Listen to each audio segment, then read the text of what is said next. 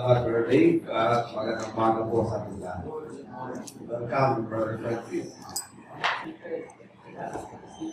Stephen, sorry.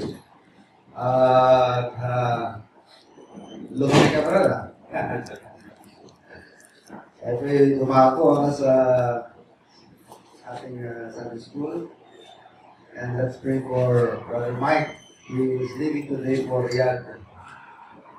Ngayon po yung kanyang biyahe, mga 12 yata ng tanghali. So, pray po natin ang safe trip ni Brother Mike. Alis po siya, hindi hinayang po siya, hindi siya nakaabot sa camp. Mga araw na lang.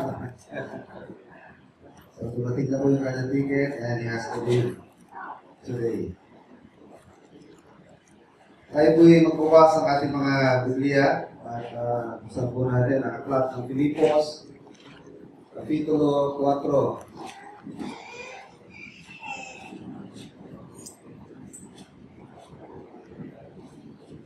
Philippians chapter 4, tayo po ay nasa huling chapter na. I don't remember exactly, kung ilang buwan na natin mong tinatalangay, magkakalahating taon na yata. So at last, tayo po nasa concluding chapter na. We will read verses 1 up to 9. Let's follow as I read the passage of Philippians 4, verses 1 to 9. Therefore, my brethren, dearly beloved, and long for my joy and crown, so stand fast in the Lord, my dearly beloved. I beseech Euodias and beseech Syntyche that they be of the same mind in the Lord. And I entreat thee also through your fellow, help those women which labored with me in the gospel, with Clement also, and with other my fellow laborers whose names are in the book of life. Rejoice in the Lord always, and again I say rejoice. So while you're reading this passage, try to recall in your mind the 7 principles that lead to spiritual stability. Recall po natin yan. 7 principles that lead to spiritual stability. First is cultivating a spirit of harmony. I entreat thee also, I beseech Euodias and beseech Syntyche that they be of the same mind in the Lord. So that calls for harmony or unity. Ito'y panawagan sa pagkakaisa.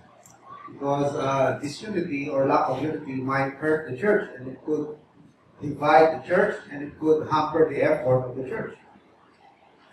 So, kung paano po natin pinag-iingatan ang mga tamang aral, tamang doktrina at pinanghahawakan para ma-preserve ang away ng Panginoon, ganun din po ang pagkakaisa ay pinagtutulong-tulungan po yan, na pinapanatili, pinag-iingatan. Dahil hindi ko lang mga maling aral ang maaaring sumira sa isang gawain, kundi ang kawalan ng pagkakaisa at pagkakaunawaan ay maaari rin pong makasira sa gawain ng Panginoon. And how can we fight the enemy, if we among ourselves, meron pong away-away. Kaya isang military unit o isang army na hindi po makakatayo sa kalaban, among themselves, they fight each other. So, actually, meron talaga kanyang mga strategy ang kaaway, to create ng trouble within. Naalala ko yung kwento during the Second World War. Merong isang unit sa German military na kanilang role sa gera is to infiltrate the Allied forces. I-infiltrate nila and then pag-uniform sila ng uniform ng Allied force. And hahasain nila ang sarili nila sa English language. Kaya pagka kinausap sila ng mga Amerikano, akala nila ng Amerikano, mga ordinary American soldiers ako sa talaga, pero mga kaaway pala yung mga Germans. Bisa nagkakatalo na lang pagka nagtatanungan tayo, mga detalye, mga nangyayari sa iyo. Bisa mali-mali. Hanggang sa pinagdududaan sila. Ano to? Amerikano ba?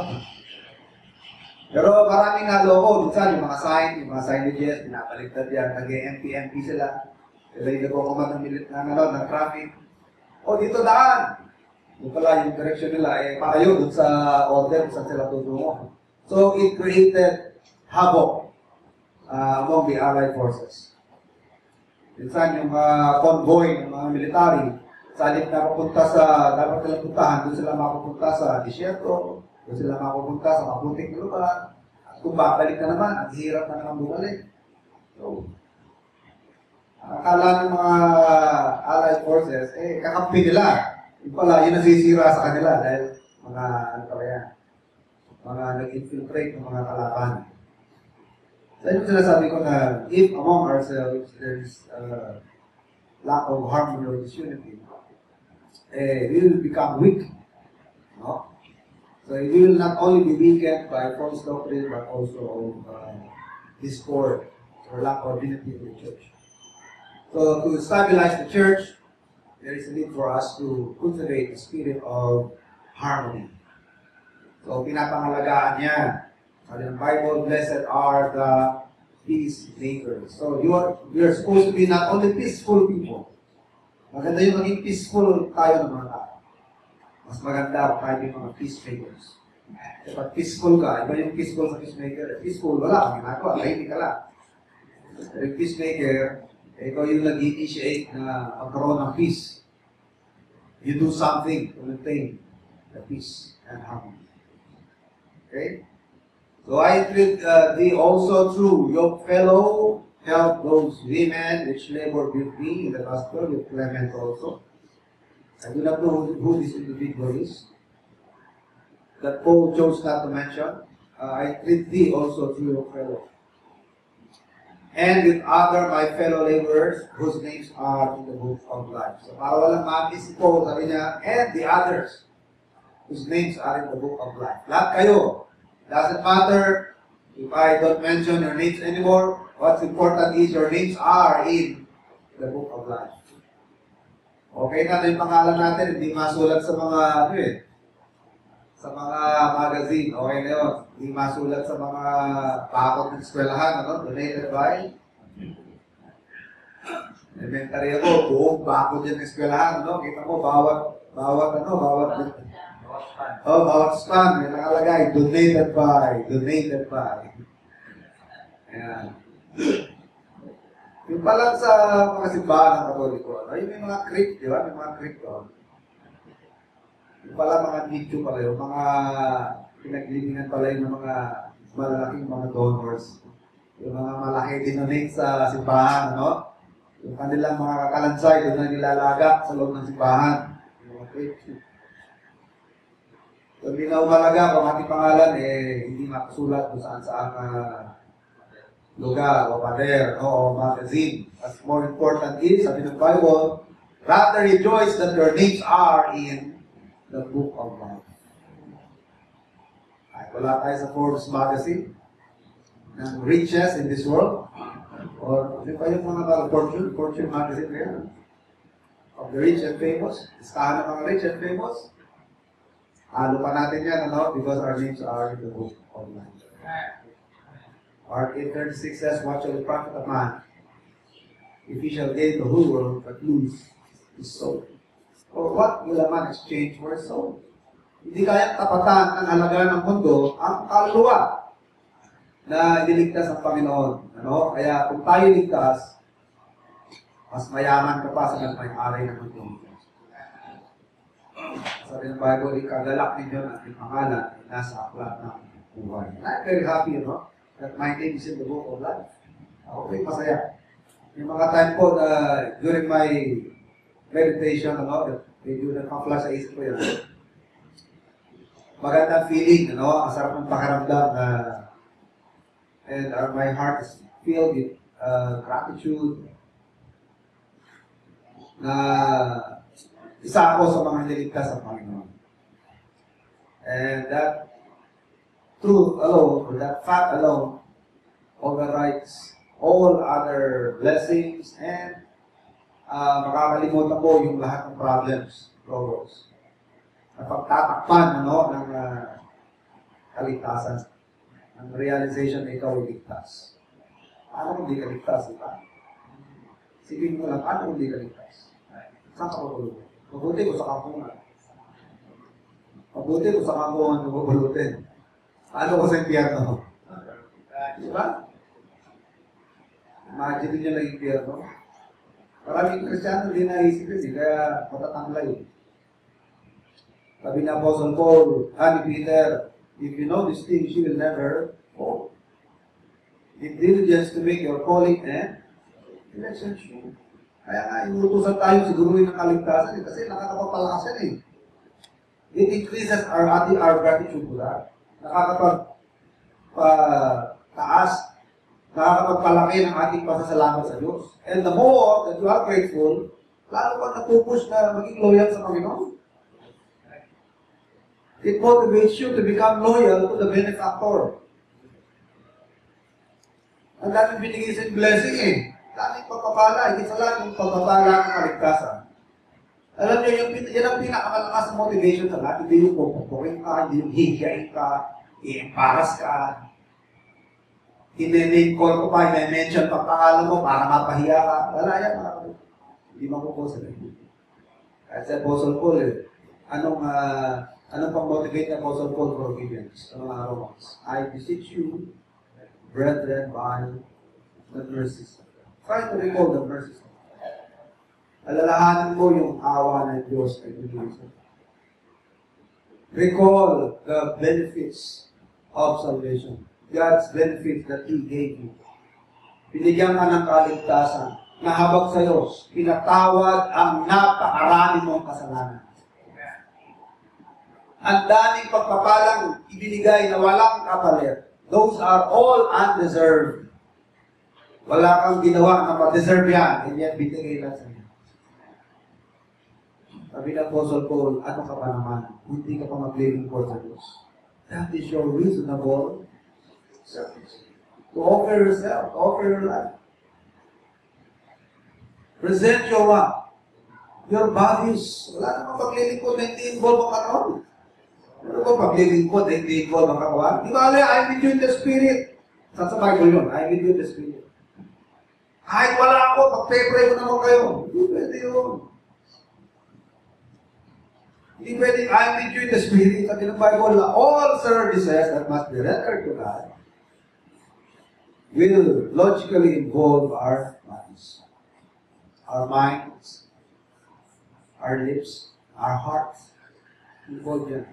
Kaya nga, present your bodies as a living sacrifice, holy unto God, which is your reasonable service. So, para ma-motivate ang paglilingkod sa Kristiyano, hindi ho dinadaan yan sa pupuskahin mo yung tao, sisigawan mo, hiyain mo, hindi mo makukulit.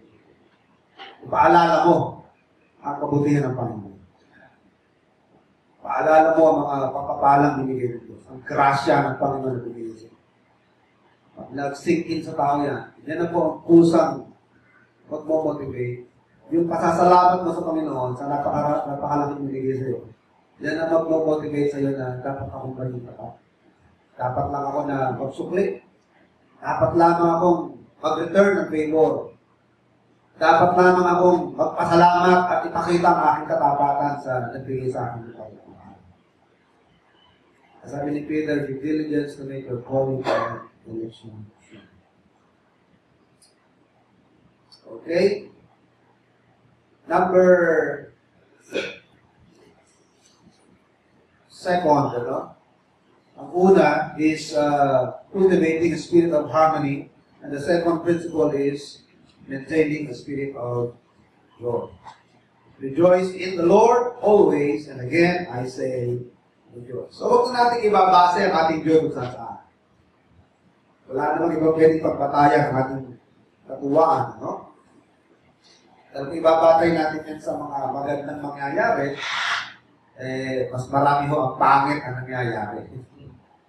Hindi sa maganda. Subukan nyo sa dyaryo. Alin na mas maraming binabalira sa dyaryo? Good news o bad news? Sa headline pa lang eh. Sundalo, pinugutan ng ulo. 10 sasakyan ng bangka, nahulog sa tulog. 200 bahay na sunog. Ano ba? Good bad news, di ba? Sanggol at ang patay. Sanggol iniwan sa bahay. So usually, ang nasa dyaryo, puro bad news.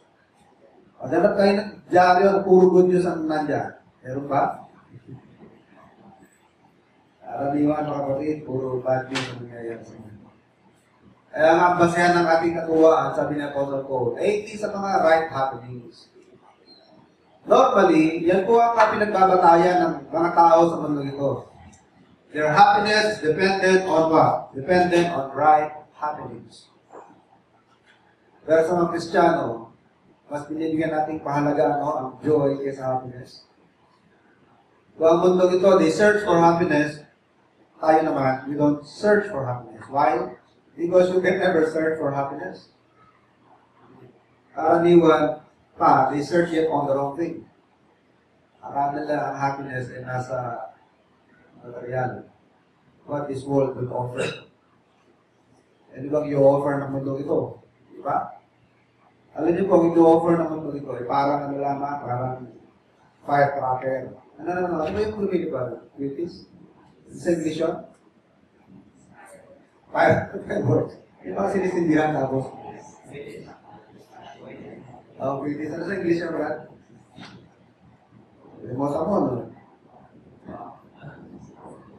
Fireworks? Hindi, firecracker. Libitador yun eh.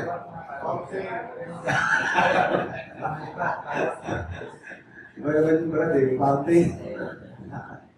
O, yun na kayo, no? British, di ba?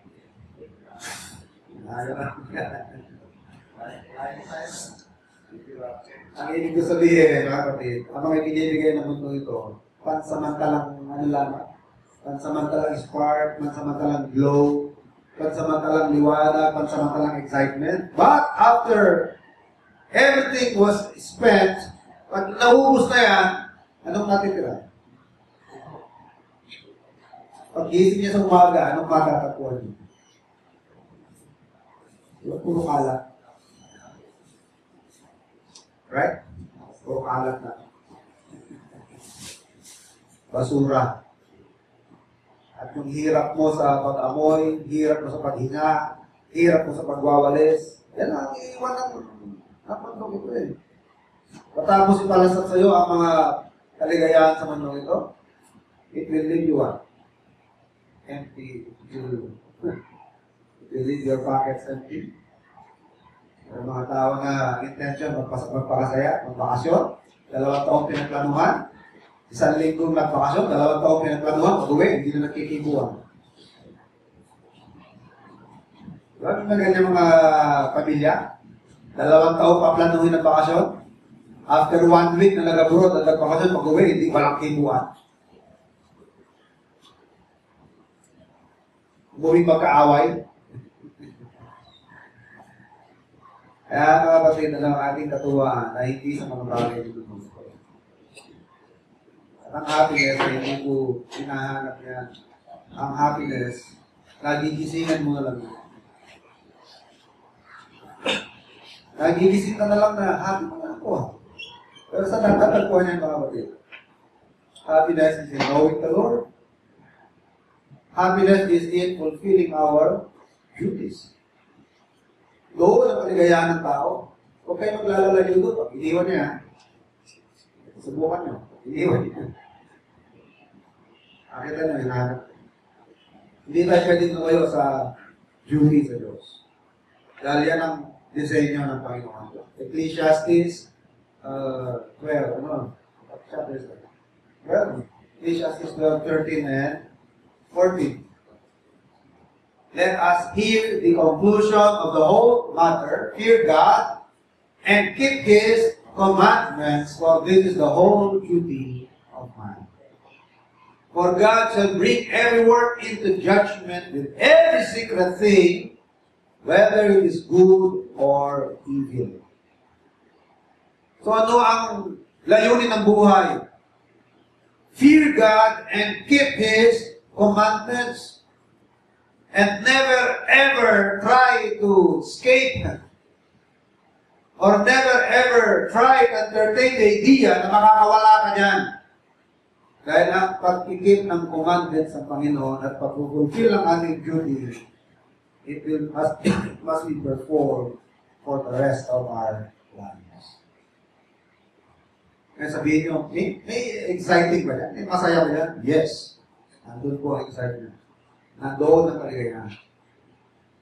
Huwag kang maingit dun sa mayat-maya, nagpapakasyon, maingit ka sa mayat-maya, liwaliw, parating may pinupuntahan, parating nagsasaya, may bibili.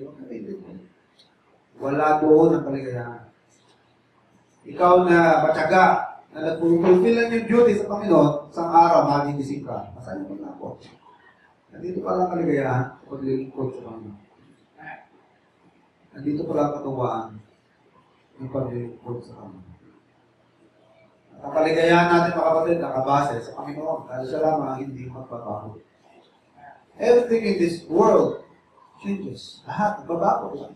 People change. Our loved ones change. You also change. So then, nagbabago. Even the fashion of this world changes. Dati, mabundok. Ngayon, pantay ng maraming bundok. Bakit? Don't worry. Dati, malawak ang mga beaches, malawak ang mga shores. Ngayon, wala na. Directly na directly. Pagka muli, mawawala na yung lawa ng Laguna. Bakit? Unti-unti ang encroachment, di ba? Unti-unti, na-encroach lahat ng mga gilid. Tapos magkakarami, at least bumahal. Natural. Yung holding capacity ng lawa, lumiit na eh. Bakit lumiit? Binahay mo na binahay. Sabi mo, bakit kaya konti-kulan lang bahana? Bakit? Saan mapupunta yung tubig? Diba? Lahat yan pupunta sa lawa.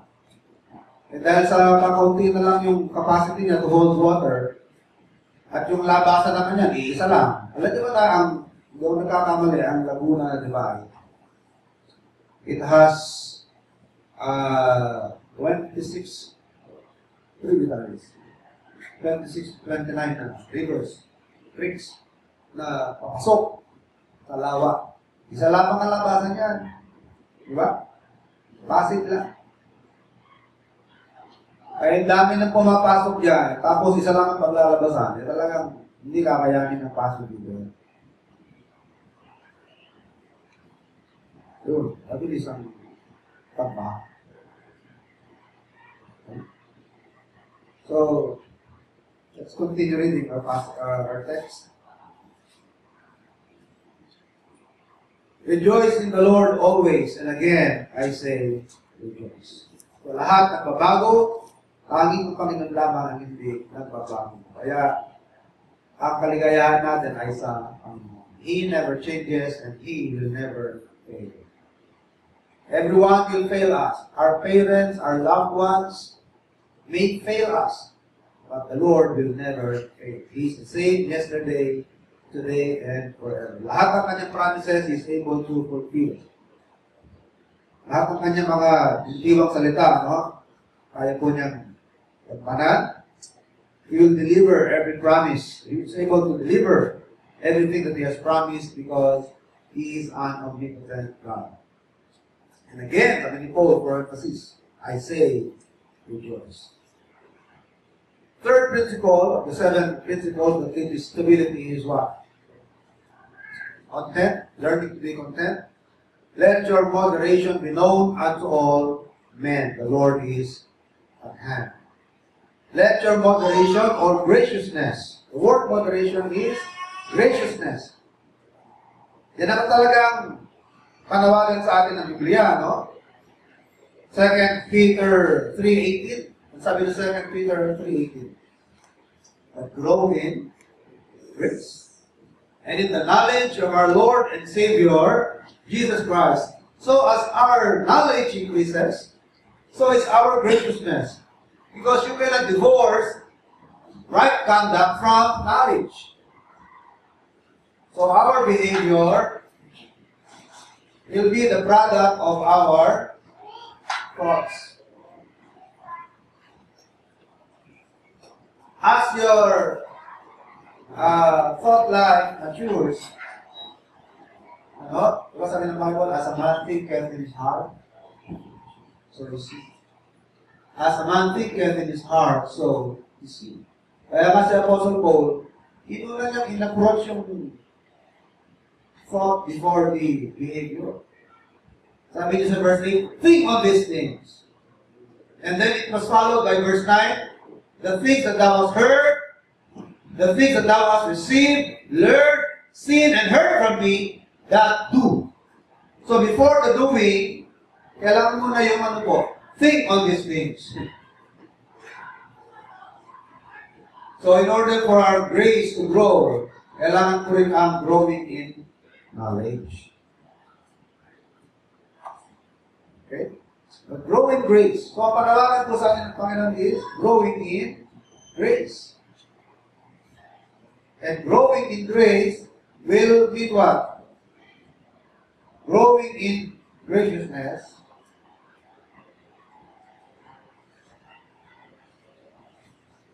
Makikita rin yan sa ating behavior. Our good deportment. Makikita yan sa on how we take things. We take things gracefully. Even you're growing old, you take it gracefully. Pero kung mga tao na, minsan, mga matatandang dalaga na pag didiskitahan, masungit ka, matandang dalaga. Totoo ba yun? Hindi mo alam, kung meron biological explanation yun. Or medical explanation. Was it because of the hormone? Partly. Yung, what do you call that hormones? Estrogen? Is that right? Estrogen.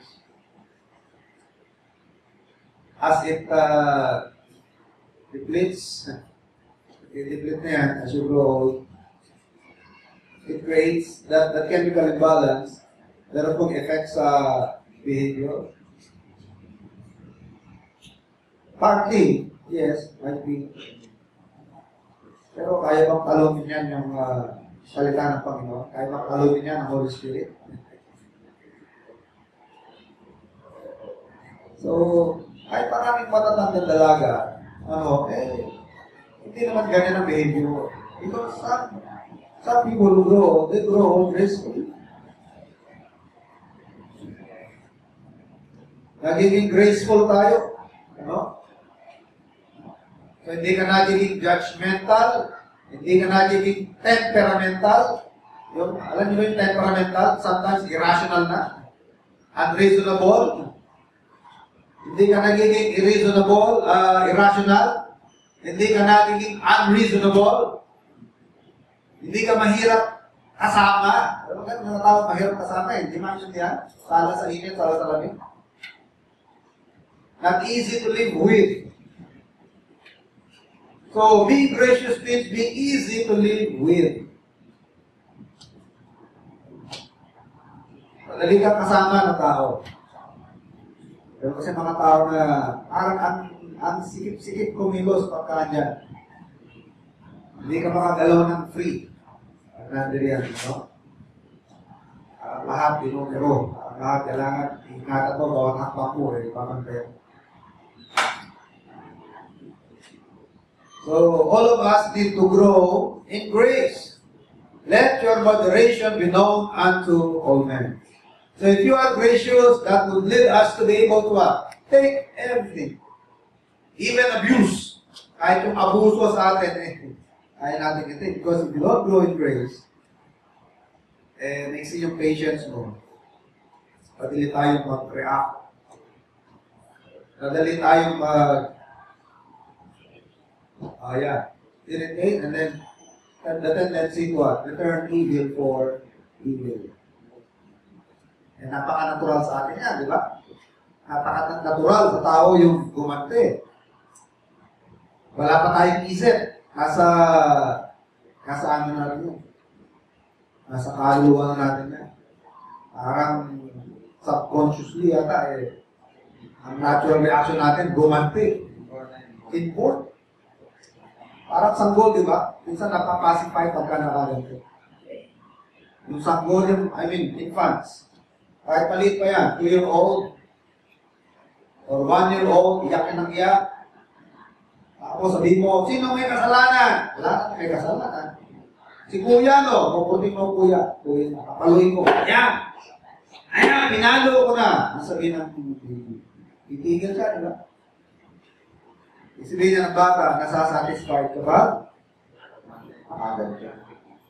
Doon niya nakikita ang satisfaction niya pag makagad. So yung returning evil for evil, napaka-natural sa tao. Napaka-natural sa atin. But if you grow in grace, sabi niya, ng Apostle Paul, let your moderation or graciousness be known unto all men. Yun ang dahilan ng mga apostles. They were able to take all the abuses thrown on them. All the bad words, persecutions, abuse, maltreatment, at ang mga hindi magandang ginagawa sa kanila sabi lang nila, Father, forgive them, for they don't know what they do. Put not this thing, or put not this sin into their charge. Kaya mas matindi yun. Mas matindi pang torture yun. Kahit nga yung mga torturer sila Di ba yung Philippian jailo? Matapos niyang ginawa lahat kina Apostle Paul, matapos niya saktan, matapos niyang i-torture, ilagay sa shackles, ipasok sa bilang buwan, anong ginawa nila Paul and Silas? Umawit pa. Kaya nung lumindo, sino tinakbuhan niya? Pero nang lindo, ganun siya tumakbo. Kaya Apostle Paul said, what must I do to be saved? Ang tindi ng testimony ni Apostle Paul at Silas, di ba? Siguro, doon lang siya naka-encounter ng ganong klaseng bilanggo.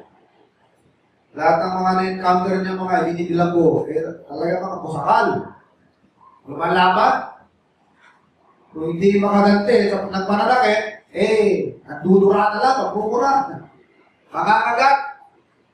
Kaya siya nakatakbo na pinabilanggo sa kanya, at i-doctor niya na maawit pa. God bless you. Ang binubugbog siya, God bless you. Aawit na sila po sa po, this is the day that the Lord has made. Ang torture yan. That the Lord has made. Day by day. Ayan, sa Marlene sa neighbors niya, day by day. 2 oras sa day by day. Maka-continuous. Day by day. Kaya napagkalit ko, ano mangyari? Sino tinakbo ng Diego? Sirs, what must I do to be saved? Wala kang testimony yan, di ba? Hindi ka nagre-retaliate. So, mangyayari yan if we grow in grace. And then, resting on a confident faith in the Lord. The Lord is what? The Lord is near. The Lord is at hand. When the Lord is near, He is near in His presence. Although, you also know that His coming is near. Pero tinutukoy yan, malapit lang ang Panginoon. Manampalataya ka ng Panginoon ay napakalapit lang. Okay? So, that can give stability to Christians. Nakakapagbigay po yan ng katatagan sa mga mananampalataya. The realization that the Lord is at hand, or the Lord is near. Andiyan lamang ang Panginoon. No? He is close. Andiyan lamang siya. He watches us. Yung naawit natin. Why should I feel discouraged? Anong last phrase na? What? Yung last phrase na? Last chorus. Watches over me. Yan ang last line, di ba? I know He cares for me. He watches over me. He cares for me. The Lord is at hand. So rest on a confident faith that the Lord is at hand. Resting on a confident faith that the Lord is near. And then, fifthly, reacting to problems with thankful or in thankful prayer. So instead of panicking, instead na tayo nagpapanik when there are problems, Dial, Dial 3, ano yan? 33, 3. Yan ang ano yan. Araw pa, no? Yan daw po ang telephone number sa langit. Jeremiah 33, 3. Hindi na offline. Hindi na offline. Parating 24/7, parating buhay, linya ng Panginoon. Call unto me, and I will answer thee, and shew thee great and mighty things which thou knowest not. Call unto me, I will answer thee. Ala natin yung tulong na magagawa ng kapwa natin, yan yung best. Mas dakila pa ang mga magagawa ng Panginoon. And shew thee great and mighty things which thou knowest not. So, reacting to problems in thankful prayers or with thankful prayer. And then, pang-anim, number 8, verse 7, and the peace of God. 6, be careful for nothing, but in everything by prayer and supplication with thanksgiving, let your requests be made known unto God. And the peace of God, which passeth all understanding, pinagsabi, even misunderstandings, shall give your hearts and minds through Christ Jesus. Number 6, thinking on godly virtues. Finally, brethren, whatsoever things are true, whatsoever things are honest, whatsoever things are just, whatsoever things are pure, whatsoever things are lovely, whatsoever things are good report or repute, if there be any virtue and if there be any praise, think on these things. So, the Bible calls Christians to thinking. Ayun lamang po ang relihiyon sa mundong ito, na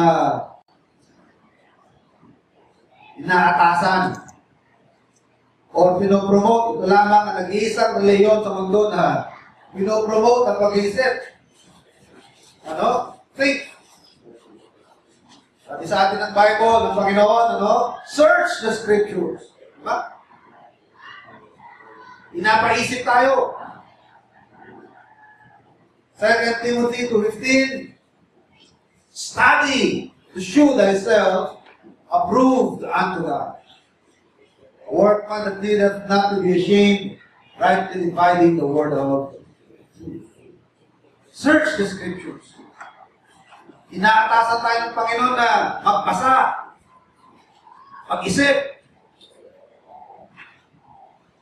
Kung naparito tayo, hindi para mag-isip, Kaya, there's a need for us to constantly discipline our minds. Dahil hindi ko nababasa kung ano mga laman ng isip natin, only God knows. Baka kung saan-saan naglalakbay diwa ang ating mga isipan. Saan ko maandar ang mga isip natin na? Saan ko pupunta? Wala na sa preaching. Ating attention span, parang kindergarten, 5 minutes. After 15 minutes, tapos na. Wala ng lesson. Laro na, laro. Ganyan ang bata, napakaisi ng attention span. Lalo pa ngayon, aggravate yan ng nauso yung mga video. Nauso yung TV. Nauso yung computer. Nauso yung mga gadgets, lalo na bumiksi ang attention span ng tao ngayon. Kasi tinatamad na siya mag-isip dahil through the use of visual, wala na masyadong processing, di ba? Of ideas, processing of thoughts. Unlike before, ginagawa natin yung radyo lang mga araw. Kaya nabubuksan na yung gate. Ayun, pagparating mga kabayo. Bahala ka mag-isip, di ba? Bahala ka mag-isip ng mundo ko. Paborito ko nun, yung si Bata, di ba? Ano po yung brother? 1977, 1978. Inampo ng kanyang inang bruha, si Eng-Eng. Alam niyo ba si Eng-Eng?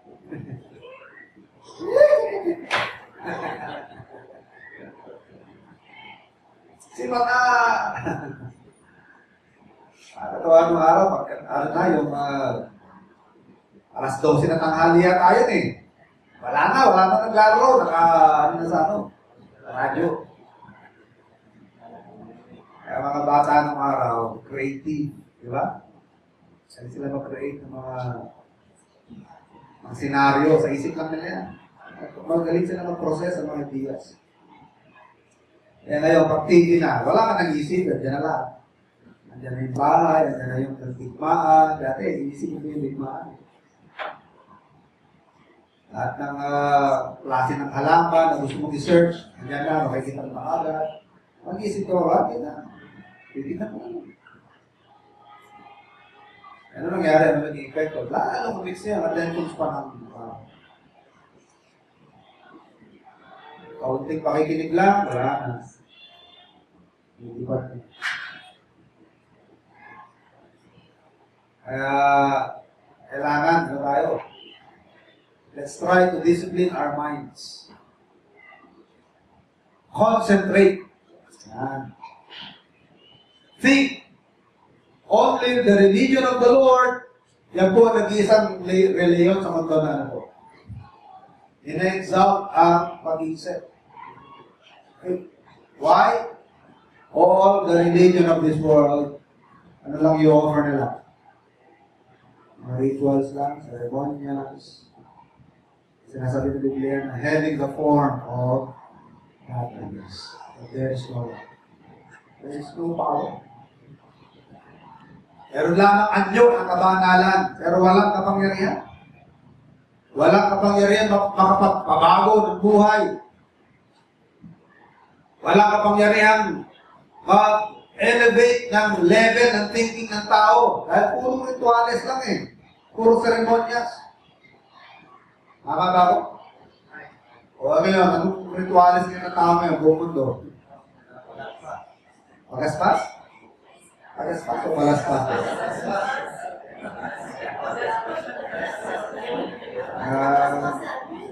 Parang ano lang gulawin na. Diba? Anong meaning niya? Meron ba ano niya? Meron ba ang kapangyarihan niya? Sabi nila, pag kumikidlat, pipilas ka lamang dyan. Diba? Tinutusok sa bahay sa mga pintuan. Patutuyuin. Kumikidlat, bumukulog, yan. Magsisindi ka ng isang dahon. Pag may mga liligid-ligid na ik-ik, yan. Aswang, susunod ka lang yan. Kaya tanong, saan nakabagay yan? Diba? Puro mga superstitious belief. Nadiligan ng holy water. Diba tubig lang ng asin yun? Mas mineral, mas makapangyarihan. Nawasa ba lang? Wala, mahina. Puro ritual lang, di ba? Puro ritual. Diligid-ligid, dala mga Santo Niño, mga Nazareno. Ganun yan. Pumunta ka sa religion ng mga Buddhism, ganun din. Hinduism, ganun din. Taoism, ganun din. Mga Buddhist, ganun din. Puro lang mga seremonyas. Puro lang mga rituales. Pero manap kayo ng reliyon sa mundong ito. Nag-iisang natatangi ang Kristyanismo na ito. Nananawagan sa atin na ano, sabi ni Apostle Paul, think on these things. Search the Scriptures. Study to show thyself approved unto God. Meditate on these things. Come now, Isaiah 1:18. Let us reason together. Though your sins be as scarlet, they shall be as white as snow. So ito po ang reliyon na nananawagan ng isip. At ang mga nag-isip, tinokomment. Diba? Mga taga-Bereans. Tapos makinig, sinasaliksik pa, kinoment sila ng Biblia. God commended them, and the Bereans were more noble than the Thessalonians because they searched the Scriptures. Alam niyo po mga kapatid, napakahalaga ng pag-iisip. Because what we think is what we are or what we do. As a man thinketh in his heart, so is he. Proverbs 4:23, keep thy heart with all diligence, for out of it are the issues of life. Anong nasa puso ng tao, anong sa kanyang isipan, yan ang lalabas sa kanyang kilos. Mark 7:22-23, for from within, out of the heart of man, proceed evil thoughts. Sa loob yan ang gagaling. Kaya kung masama ang nasa isipan mo, yun ang nilalabas ng tao. Kaya puno-puno siya ng kasakiman, puno-puno ng panlulubi, puno-puno ng pangkargabyado, ng kalaswaan, puno-puno ng kasamaan. Saan nagagaling yun? Sa loob, kung iniisip ng tao. Kasi ang naggagayit sa kilos ng tao, yung laman ng kanyang isip. Diba?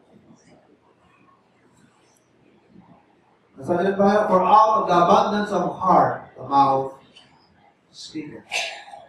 Kaya kung anong nananagana sa puso ng tao, ano lumalabas sa isip? Diba? So, anong mga nasa isipan mo? Yan ang lumalabas sa isip. Pati sa kilos. Pati sa kilos naman. So, think on these things. Think on godly virtues. So, napakahalaga ng pag-iisip, no? Kahit sa kaligtasan, mga kapatid, in salvation,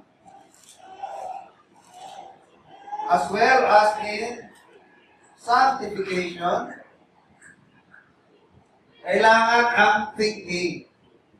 Sa salvation, kailangan ang gospel preaching. Kailangan pinipreach ang gospel. Pero, kailangan pinipreach ang gospel na ano po? Intelligible. Kailangan naiintindihan. Ha? Dahil bago ito maunawaan, bago magkaroon ng saving faith, it must first be what taken intellectually. Ano? Kailan lamang magigising ang iyong spiritual na diwa habang pinapakinggan mo ang pangangaral. Romans 10:17. Faith cometh by what? Faith cometh by hearing. Ano, nakikinig ka ng hindi intindi? Wala naman nakikinig na hindi mo intindihan ang pinapakinggan mo eh. Kasi kahit anong pakikinig mo, linaw-linaw ng tenga mo, kung di mo naman inintindi, wala ka rin napapakinggan. Puro noise lang yung napapakinggan mo. Ano? So, ang tunay na pakikinig ay ano po? Iniintindi. So, it must be what? Understood intellectually first. Ngayon, pag ginising na ng banal na espiritu, ang iyong espiritual na pangunawa, ano? Doon mo lamang marirealize yung ano po, yung sense. So it makes sense that the Lord is the Savior. Whereas, isang taong nakikinig na hindi umunawa, maaaring intellectually, naintindihan niya, pero pag hindi mo binuksan ng mga espiritu, ang kanyang spiritual na pangunawa, hanggang intellectual lang. Pero wala siya, hindi niya makita ang sense, hindi niya makita ang logic. So na lamang ang makakaunawa na may isa-isay nga pangangarap. Yung mga tinawag sa kaligtasan ng banal na espiritu. Diba? To them, Christ becomes what? Becomes the wisdom. Pero sa mga unsaved, it is what? The preaching of the cross is foolishness. 1 Corinthians 1:18. For the preaching of the cross is to them that perish what? Foolishness. But according to 1 Corinthians 1:30, Christ is made unto us wisdom and power. Pero bago tayo nabuksan sa spiritual na pangunawa, Kailangan mo na po ang intellectual na pangunawa. Meron pang kailangan na may pangaral ng Ebanghelyo ng hanggang maaari na po, klaro. That people should realize their hopeless condition. Kasi ang panawagan natin ng tao, tumingin sa Panginoon. Pero bakit ako tumingin sa Panginoon? Kailangan na-realize ng tao, ng mga kasalanan na he is in a hopeless condition. So sa pangangaral, ipapaunawa natin na siya yung makasalanan, kung tayo makasalanan. At dahil tayo makasalanan, wala tayong pag-asa. We are hopeless. Wala tayong pwedeng magawa na matatanggap ng Diyos. All our righteousness are as filthy rags. Wala kang mabuting ginagawa as far as God is concerned. There's not that understander. There's not that seeketh after God. There's not that doeth good. No, not what. Maaari ng neighbor mo, see you as a do-gooder. Maaari ng tingin sa'yo mabait, magkawang-kawa, mabait na kapitbahay. Pero hanggang hindi ka ligtas, as far as God is concerned, wala kang mabuting ginawa. Yan ang sinasabi ng Romans 3:10 and 11, there's none that doeth good, no, not one. So, kailangan ipaunawa sa makasalanan na makasalanan siya. Wala siyang pag-asa at nangangailangan siya ng tagapagligtas. So, kailangan ipapaunawa. It must be understood intellectually. Pero pag hindi pa binubuksan ng Holy Spirit ang kanyang pangunawa, foolishness. Ganun lang. Ganun lang. Yung lang kasi piyo, kalinaw.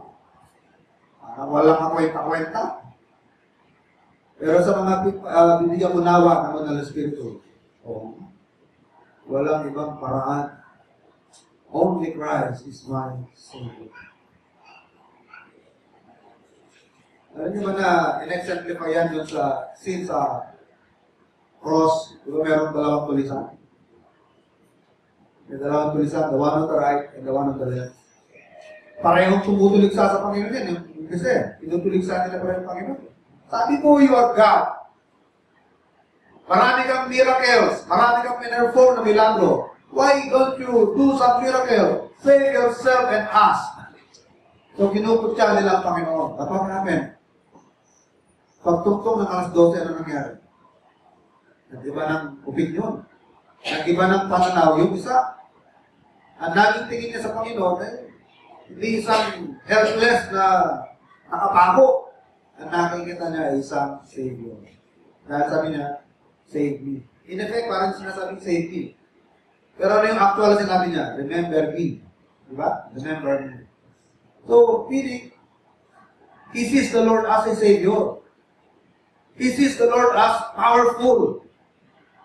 At nakikita niya ang Panginoon na hari. Remember me when you come into your kingdom. But the rest of the people around, yung iba mga tao na tingin sa kanya, impostor. Sakang, impostor. Iloloko mo lang kami. Pero siya, anong tingin niya sa Panginoon? Tagapagligtas. Ano nangyari sa kanya mga kapatid? Binuksan ang kanyang spiritual understanding. So, in salvation, mga kapatid, faith is important, or thinking is important. To think intellectually. So, importante ang thinking para maligtas ang tao. What comes next after salvation is what? Our sanctification. Ano naman yung sanctification?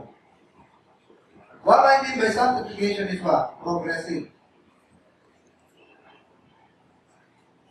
Holy living. Sabi ng Biblia sa atin, be holy for I am holy. Pero instantaneously ba? Banal agad tayo sa pamumuhay instantaneously? Hindi ho, kaya nga, there is such a thing as progressive sanctification. Unti-unti. Unti-unti. Nagkakaroon ng pagbabago sa atin. Kung bago ka naligtas, sa taong palamura, sagad sa bisyo, maligtas ka, Hindi man abruptly nawala lahat. Diba? Pero mga, mga hindi Brother Gilbert, diba? Pag inom-inom, hindi naman abruptly nawala agad lahat. Diba? Oo, minsan pagka, shot naman shot. Salamat! Hindi naman na. Pero man naman wala na talaga.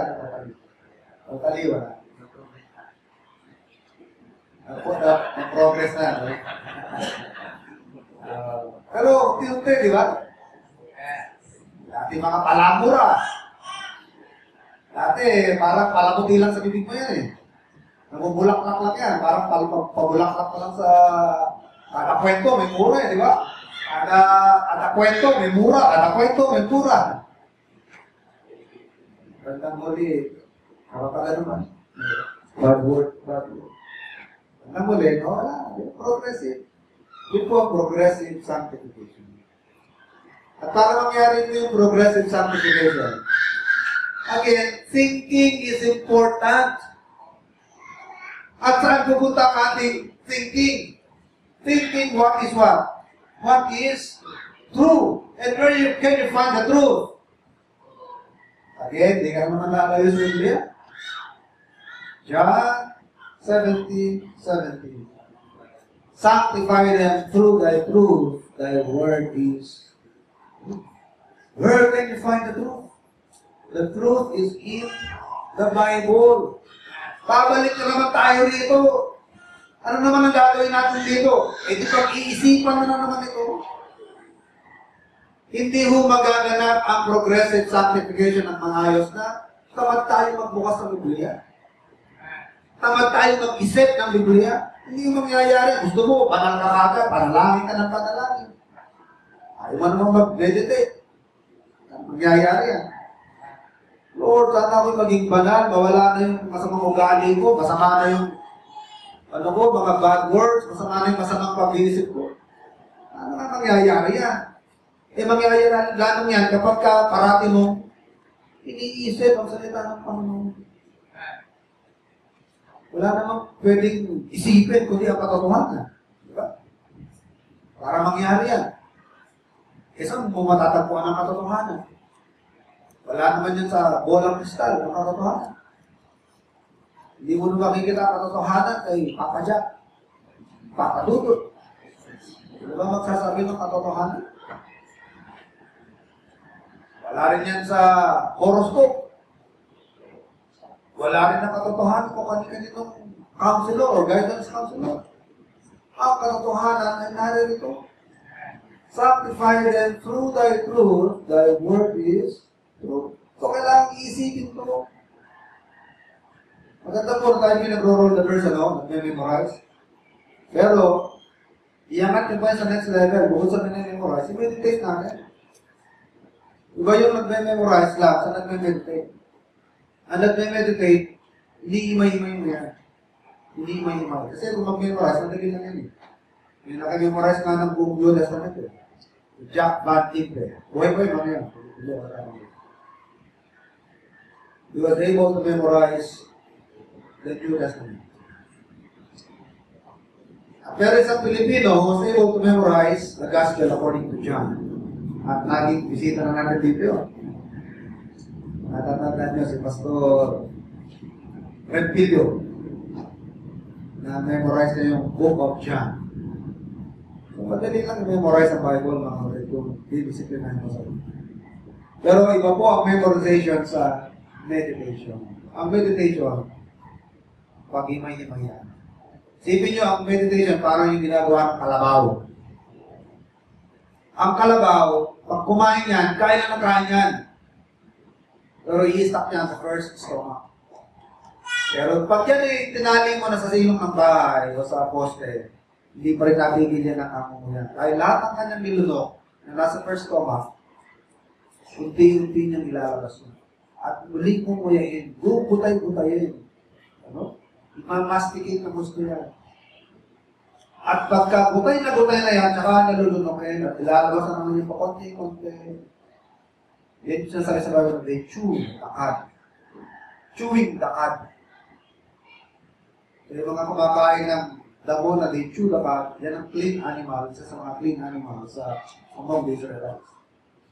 So, ganun po ang pag-meditate. Ano? Like a Carabao that cheweth the cud. Hindi himay-himay ang salita ng Panginoon. Hindi yung, this is the day that the Lord has made, I will rejoice and be glad in it. Saan tayo po mamaya? Saan tayo naman siya?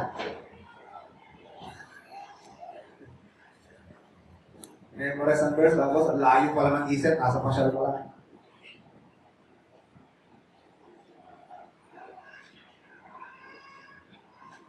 So, kailangan po mga kapatid ang pag-isip.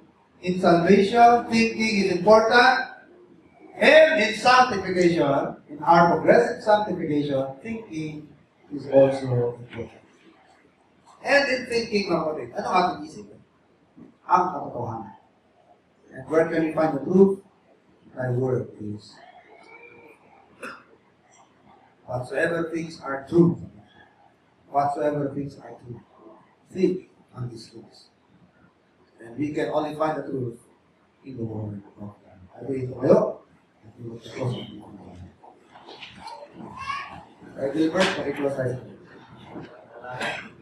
Mabagat, mga pangalaman mo, sa dito, maalam ito, sa mga nagawin ng tulad sa iyo, wala kasalita, nawa ko ama, ang pag-iisip, ako sa iyo karami ang mga salita na hindi na katotohanan sa aming buhay, ama, na makikita, ama, nagpultama. Para pamamuli, sabi ng tulad na salita sa mga ito, napatuloy ka na namin, sinasama nila sa langit, at aming gabayan at bayan ng kanisang lamang na ito sa aming boleh-boleh yang baru kita masyarakat, para ito na bibigay mo sa amin ang ating mga oras para awal ng Panginoon ko ito kay at ito mga may taas at mga wala natin sa araw ito. Salamat, kami na bayan pa rin at pinatag sa aming mga buhay at salayan kami sa araw nito. Ngayon sa mga lang ito lang ito ang pamamagitan ng malapang Panginoon. Ito namin ko lang nilapagpita. Amen. Makukunod po kayo, tayo lahat, at ulit tayo ng araw.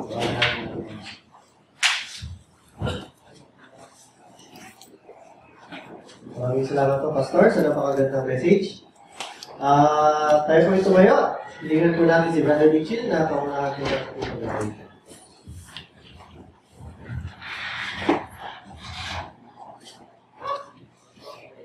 Let's all stand up. Let's turn our song books to song number 183 po. 183. Wonderful, wonderful Jesus.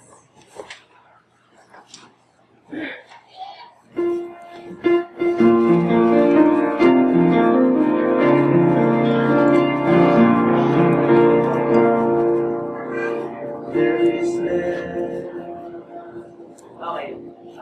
Then pala lahat ng stanza. Salamat. Ready? Sing. There is there